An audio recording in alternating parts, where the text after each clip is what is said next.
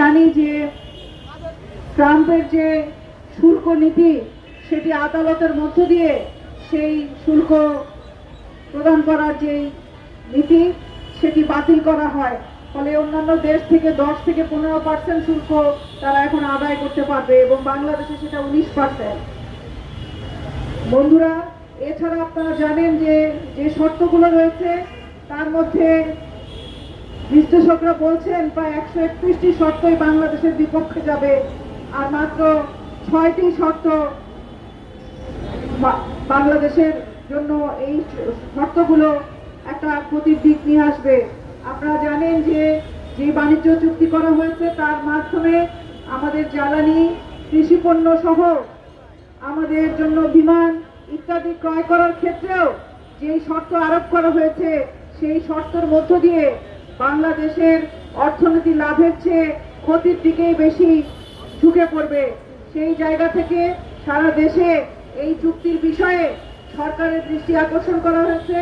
গণঅভ্যুত্থান পরবর্তী সময়ে আমরা একটা ভোটের অধিকার পেয়েছি, একটা নির্বাচন হয়েছে এবং সেই নির্বাচনের মধ্য দিয়ে নতুন সরকার গঠন হয়েছে।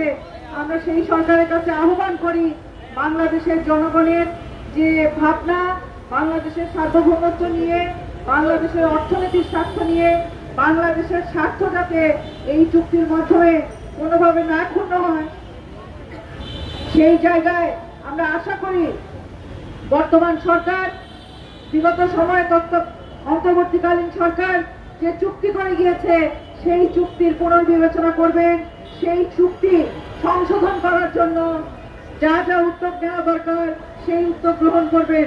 আমাদের দেশের সার্বভৌমত্ব, আমাদের দেশের স্বার্থ বিকৃত হয় এমন কোন চুক্তি আমরা চাই না। সেই চুক্তি সংশোধন করার জন্য গণসংহতি আন্দোলনের পক্ষ থেকে আমরা সরকারের কাছে আহ্বান জানাই যে এই সরকার এবং বর্তমানে গণঅভ্যুত্থান পরবর্তী সময়ে আমরা যে নতুন আকাঙ্ক্ষা নিয়ে বাংলাদেশ তৈরি করার জন্য সকলে একত্রিত হয়ে বাংলাদেশ তৈরি করার জন্য, জনগণের আকাঙ্ক্ষার বাংলাদেশ করার জন্য যে অগ্রগতি, যেই সকলে ঐক্যবদ্ধ হয়ে কাজ করার যে আহ্বান, সেই আহ্বান তখনই বাস্তবায়ন হবে যখন বাংলাদেশের স্বার্থ রক্ষা পাবে। সকল চুক্তি যাতে বাংলাদেশের স্বার্থের বাইরে না যায় সেই বিষয়ে সরকারকে সতর্ক থাকতে হবে। সরকারকে প্রমাণ করতে হবে যে সরকার বাংলাদেশের স্বার্থের পক্ষে, বাংলাদেশের স্বার্থের বাইরে সরকারের এবং এই দেশের জনগণের আর কোনো স্বার্থ নাই। আমরা গণসংহতি আন্দোলনের পক্ষ থেকে আবারও এই চুক্তি সংশোধন করার জন্য আহ্বান জানিয়ে আমি আমার বক্তব্য